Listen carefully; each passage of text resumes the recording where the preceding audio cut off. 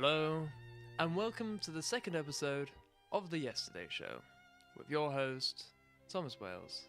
And today we are very lucky to have two distinguished guests joining us. Sir Anthony Gerald Fasbender III, a crossbencher from the House of Lords, and Freddy Croker, who is the General Secretary of the National Union of Timetablers, Calendar Makers and Tea Ladies.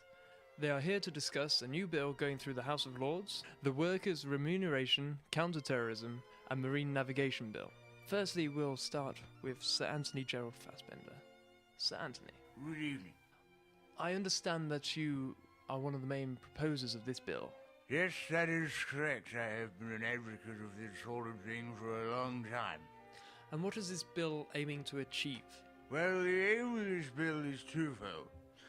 Firstly, it is the effort of this government and a lot of its sympathisers outside of the party to coordinate our efforts against a new brand of worker.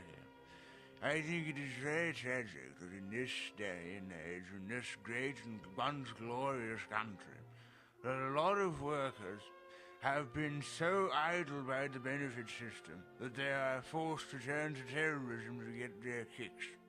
So we intend to tackle that.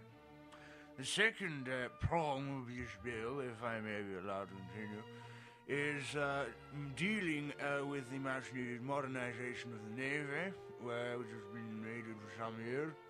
And we decided to involve with that the strategy for dealing with working-class delinquents. We decided to combine both strategies in one reform. That's very audacious. I mean, why do you believe that having Al-Qaeda operatives on Navy ships will be of benefit to our defence force? Well, you have to realise that a lot of our naval stock is not exactly tip-top. Remember there was the great Trident debate a few years ago where our Prime Minister was talking about having to replace all our nuclear submarines and the Polaris missiles. Essentially, our plan, rather than spend thousands of millions of pounds of taxpayers' money carrying out expensive decommissions, we intend to round up all the working-class Al-Qaeda operatives in this country over the next 3 years, place them on the decaying submarines, transport them into the Arctic Circle, and then just leave them there. Thank you, Sir Anthony. Now, Mr. Croker, surely you're upset that this bill lumps together your beloved workers with Al-Qaeda operatives. We're not especially upset about that.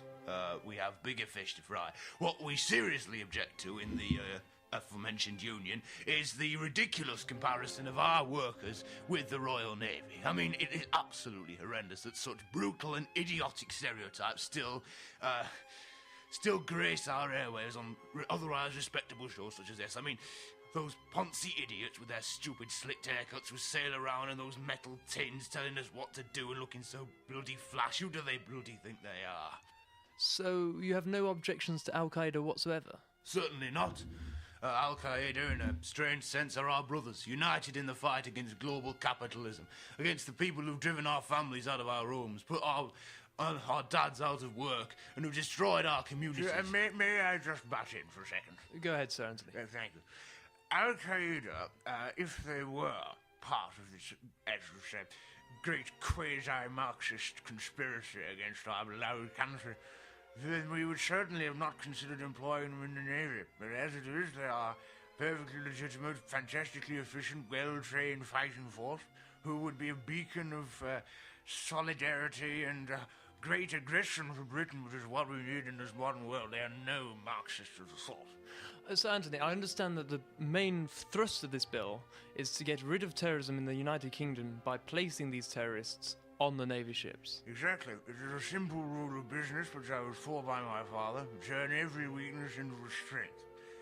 We have come to the conclusion that simply opposing the terrorists in the sense of trying to have them all killed and convince the public that they are bad is no longer going to work.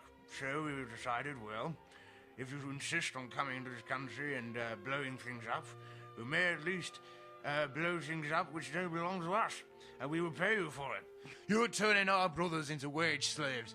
This is absolutely despicable. You'll put a blight on the great name of this once great country, and we will not stand for it. As long as I have blood in my veins and fat on my body, I will refuse to accept this terrible proposal. I'm sorry, gentlemen, we're running out of time.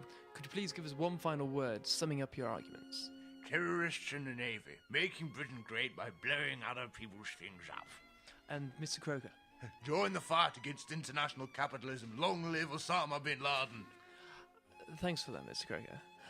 And now to our international report. Our report this week comes, as ever, from Alex, our international correspondent.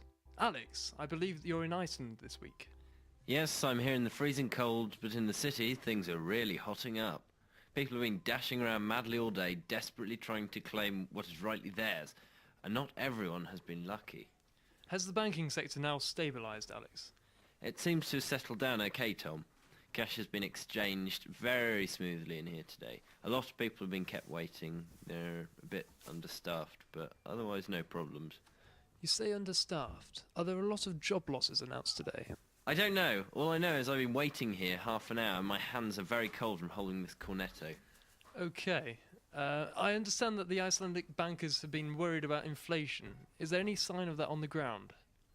No, quite the opposite in fact. Prices here are low and some of the offers are fantastic. I think I'll stick around. Well, according to the Icelandic Monetary Policy Committee, Alex, inflation is forecast to hit 15% over the coming weeks. Don't tell me you haven't noticed that. Yes, I have. Certainly in other places the effect of high inflation is being seen on a wide scale. The cost of living has gone up. But the frozen sector is stable, as you would expect. Are you telling me that British citizens will not be able to withdraw their assets? Yes. No, they're safe. So long as they move quickly, they should get their money's worth before closing time. Who's got the Alabama fudge gatto? Iceland have! It's only 99p! Yes, 99p! That's why Mum's gone to Iceland. Hang on a minute, Alex. Since when have Icelandic banks been offering cheap gatto to their customers? As nobody's going to trust Icelandic banks to be secure anymore, you'd be surprised what lengths they have to go to attract customers. Okay then, Alex. What else are they offering? Well, this week there's a special offer on wafer-thin ham. Get 2 packs for the price of 1. Exceptional value. Only in Iceland. Did you say at Iceland? Yes. As in Iceland the supermarket? Yes, that's where you sent me. You said go to Iceland, so I did. Can't find the Reykjavik store though. Is it in Wales? You're in a branch of Iceland. Yes. Let me guess. Iceland in Leamington. Wrong! I'm in Coventry. Alex. Yes? You're an arse.